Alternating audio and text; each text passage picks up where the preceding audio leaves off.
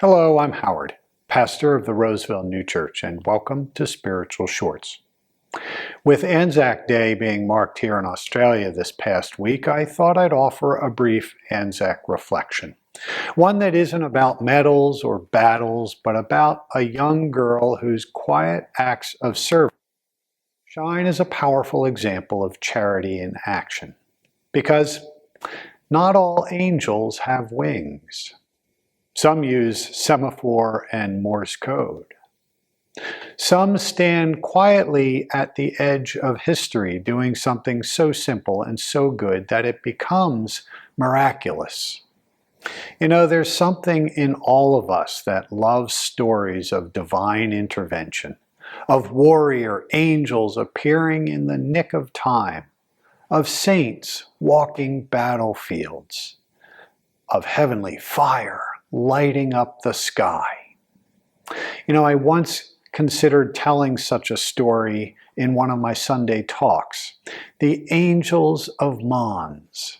It was about angelic bowmen saving British soldiers in World War I. A powerful tale that turned out to be a work of fiction. A beautiful fiction, perhaps, but fiction all the same. And in discovering that, I was led to reflect on a deeper truth. What is a miracle, really? As Swedenborg writes in Divine Providence, faith caused by miracles, it's not real faith. It's an outer shell with nothing inside of it. Miracles that force belief remove our freedom to choose the good. And so the Lord works differently. Not by shock and awe, but in quiet places. In the places we might overlook. Like a tiny island off the western coast of Australia. In 1915, 36 troop ships carrying thousands of young Anzacs prepared to depart for war.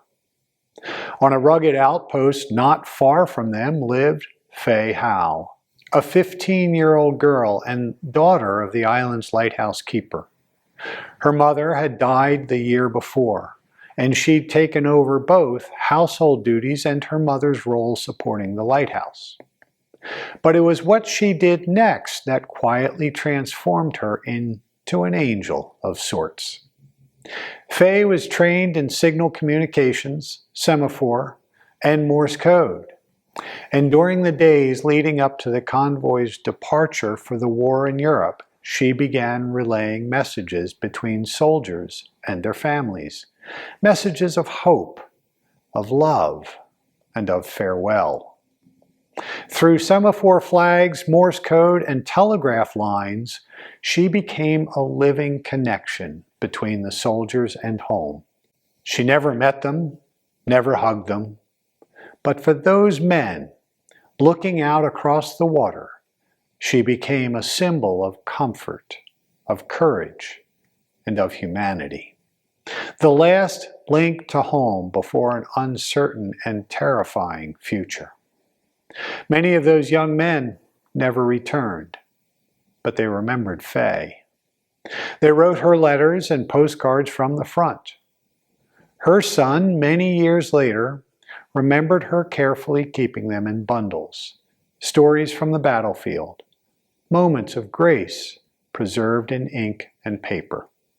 Swedenborg tells us in Secrets of Heaven, those who do good for the sake of the neighbor or the Lord are already in heaven. And that's what makes this story so powerful. Fay didn't ask to be there. She didn't choose war or hardship or loneliness. But where she found herself, she chose to love.